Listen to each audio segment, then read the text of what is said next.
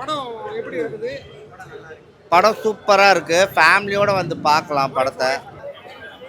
படம் 90s kids movie அவ்வளோ சூப்பராக இருக்குது. ஆக்சுவலாக அது 90s கிட்ஸை விட வந்து 2A கிட்ஸும் பார்க்குற மாதிரியான படம் தான். மியூசிக்கும் சரி, அந்த கலரும் சரி அவ்வளோ சூப்பராக இருக்குது. ஆனால் இந்த காலத்தில் இப்படி பசங்க யோசிச்சுட்டு பார்க்கலாம்னா படத்துக்கு சொன்னலாம். இல்லை 90s கிட்ஸோடைய அந்த ஃபீலை வந்து 2A கிட்ஸ் புரிகிற மாதிரி கொண்டு வந்திருக்காங்க. சீன்ஸ் எல்லாமே அவ்வளோ சூப்பராக இருக்குது. எங்கேயுமே வந்து லேக் ஆகல. அவ்வளோ எந்த சீன்ஸுமே அடுத்த சீன்ஸ் வந்து எல்லாமே பார்க்குற மாதிரி தான் இருக்குது. நல்லாயிருக்கு. அந்த காலத்துக்கு இதே படம் ஓகே. ஆனால் இந்த காலத்துக்கு எப்படி ஓகே ஆகுதுன்னு நினைக்கிறீங்க? எல்லாமே லவ் ஃபீல்டு தானே. அந்த லவ் ஃபீலுக்கு வந்து ஏஜ் தேவையில்லையே. இல்லை அந்த காலத்தில் நம்ம சொல்லாத மாதிரி யோசிச்சுட்டு இருப்போம். இந்த காலத்தில் நம்ம சொல்ல யோசிக்காங்கன்னு நினைக்கிறீங்க? படம் நல்லாயிருக்கு. ஃபீல் அந்த ஃபீல் வந்து 90s கிட்ஸாக இருந்தாலும் ஃபீல் பிடிச்சிருக்கு. 2A கிட்ஸுமே பார்த்து என்ஜாய் பண்ணிட்டு வந்துட்டு இருக்காங்க. ஒர்க் அவுட் ஆகிட்டு இருக்குது. மியூசிக் சாங்ஸ் எல்லாமே எப்படி? எல்லாமே பக்கா. கடைசி வரை இப்படி லவ்வா சொல்லாமலே இருக்காரு. ஐயோ அதுதாங்க லவ் சொல்லுவாங்களா மாட்டான்னு சொல்லுறது படத்தை முடிச்சுட்டாருங்க. எதிர்பார்த்தீங்களா லவ்வா சொல்லுவாருன்னு? எதிர்பார்த்தோம். ஆனால் சொல்லியிருந்தால் இது வந்து இதய முறையில் இல்லை இல்லையா, அதனால் ஃபினிஷ் பண்ணது வந்து கரெக்டாக தான் இருக்குது. இதே முரளி படம் பார்த்தா படம் ரொம்பவே நல்லா இருக்குது. அண்ட் அதர்வாவோட ஆக்டிங்கும் சூப்பர். அண்ட் நடித்த எல்லா கோ ஆர்டிஸ்டோட ஆக்டிங் நல்லா இருக்குது.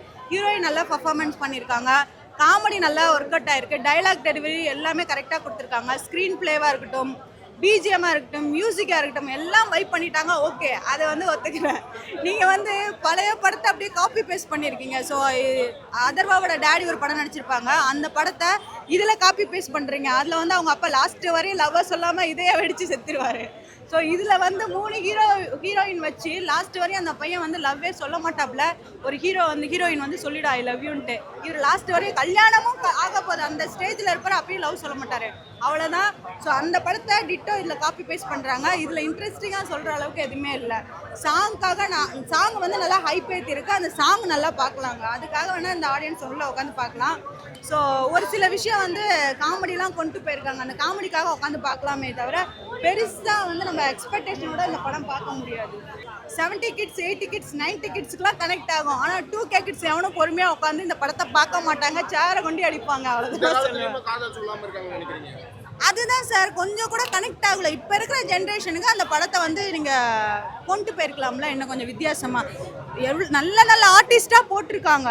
எல்லாமே பயங்கரமான ஆர்டிஸ்ட் போட்டிருக்காங்க. அவங்க நல்லா நடிச்சிருக்காங்க. அதுக்கேற்ற மாதிரி கதையை அதே மாதிரி கொண்டு வராமல் பழைய படத்தை காப்பி பேஸ்ட் பண்ணாமல் இந்த ஜென்ரேஷனுக்கு ஏற்ற மாதிரி இன்னும் கொஞ்சம் வித்தியாசமாக கொண்டு போயிடலாம். அவ்வளோதான். அதெல்லாம் ஓகே சார். காமெடி நல்லா இருக்குது, சாங் நல்லா இருக்குது, பிஜிஎம் நல்லா இருக்குது, screenplay wise, editing wise எல்லாமே குட்டு. கதையை தான் வேறு மாதிரி கொண்டு போயிருந்தா நல்லாயிருக்கும். ஒரே இந்த பழைய பஞ்சாங்கத்தை போட்டு புரட்டுன மாதிரி ஒரே மாதிரியே நீங்கள் அந்த கான்செப்டை கொடுக்குறாங்க. லாஸ்ட் வரைக்கும் ஐயோ என்னடாப்பா இவன் லவ் யூவே சொல்ல மாட்டேன்ற மாதிரி ஒரு காண்டில் உட்காந்துருப்பாங்க. அந்த மாதிரி இருந்துச்சு. ஒரு சில விஷயம் லேக்ல இருந்துச்சு. மற்றபடி பார்க்கலாம். அவ்வளோதான். யாராவது பார்க்கணும் இந்த படத்தை பார்க்கணும்னா டீச்சரை பாட்டு வந்து பாருங்க. பார்த்துட்டு அப்புறம் ரிவ்யூ சொல்லுங்கள். ஒரு படத்தை வந்துட்டு நம்ம ரிவ்யூ கொடுக்கும்போது நெகட்டிவாக கொடுக்காதீங்க.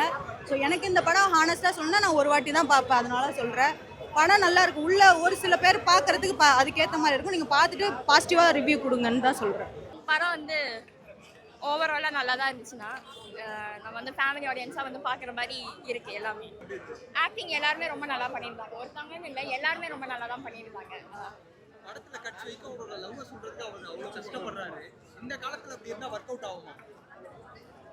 இந்த காலத்துல படத்துல வச்சு பார்த்தோம்னா அவங்க வந்து ஒர்க் அவுட் பண்ணியிருக்காங்க. பட் ரியல் லைஃப்ல வச்சு பார்த்தோம்னா அது ஒர்க் அவுட் ஆகாது. எங்களுக்கு அது ஆகலை. படம் எங்கேயாச்சும் லேக் ஆச்சா? சின்னதாக கொஞ்சம் படம் லேக் ஆன மாதிரி எங்களுக்கு ஃபீல் ஆச்சு. ஆனால் பரவாயில்ல, பார்க்கலாம். ஃபேமிலி ஆடியன்ஸோட வந்து பார்க்குற மாதிரி பண்ணலாம். படத்தோட டியூரேஷன் கொஞ்சம் அதிகமா இருக்கு. அது ஓகேவா? 2 hours 45 minutes அந்த மாதிரி இருக்கு. செகண்ட் ஹாஃப் எல்லாமே ரொம்ப எங்கேஜிங்காக போயிடுச்சு. ஒரு இடத்துல மட்டும்தான் லேக் மாதிரி வந்துச்சு. ஆனால் மொத்தமாக பார்க்கலாம். நிறைய அவங்க எங்கேஜிங்காக வச்சுட்டே இருந்தாங்க. காமெடிஸ் எல்லாம் இது பண்ணி நல்லா தான் இருந்துச்சு. நல்லா தான் இருந்துச்சு. ஓவராலாக 5க்கு எவ்வளோ ரேட்டிங்? 3. ஒன் டைம் பார்க்கலாம். ஃபேமிலி ஆடியன்ஸோட வந்து பார்க்கல. இல்லை டிவியில் எப்பயாச்சும் போடும்போது அப்படியும் வந்து பார்க்கலாம். அப்படி ரொம்ப மோசம் அப்படி எதுவும் இல்லை. ரொம்ப நல்லா இருந்துச்சு படம் பார்க்குற மாதிரி. நல்லா இருக்கும். இது உண்மை, என்னோட அனுபவத்தில். எந்த காதலுமே 18 வயசு குழந்தை பத்தது நல்லா இருக்காது. 30 வயசு 35 வயசுல இருக்கிற காதல் தான் வெற்றி பெறும். கேளு காலத்து பசங்களுக்குலாம் இந்த மாதிரி லவ் செட் ஆகும். நாங்கள் அப்பா படத்தையே பார்த்து நாங்கள் அந்த காலத்தில் நொந்து போனோம். இந்த காலத்தில் நொந்து போகிறதுக்கு இந்த 2026 இருக்கிற 2K கிட்ஸ் தான் வந்து பார்க்கணும். கண்டிப்பாக அவசரப்படுவாங்க ரொம்ப. உடனே கல்யாணம் பண்ணினா உடனே குழந்தை பெற்றுக்கணும், உடனே வீட்டுக்காரங்க வேலை கட்சின்னா எல்லாமே ரெடி ஆகிட்டோம். ஏன்னா பாதி வாழ்க்கை கல்யாணம் ஆகாமே நடக்குது, மீதி வாழ்க்கை எங்கே இருக்குது? குழந்தை பெற்றுக்குது. அப்புறம் இன்னொரு குழந்தை பெற்றுக்கு அது பொண்ணுக்கு 21 வயசு ஆகும், 2 குழந்தை இருக்கும் பேபி. ஆனா சொல்லாமலே இருக்கிற அந்த லவ் எப்படி இருக்கும்னா?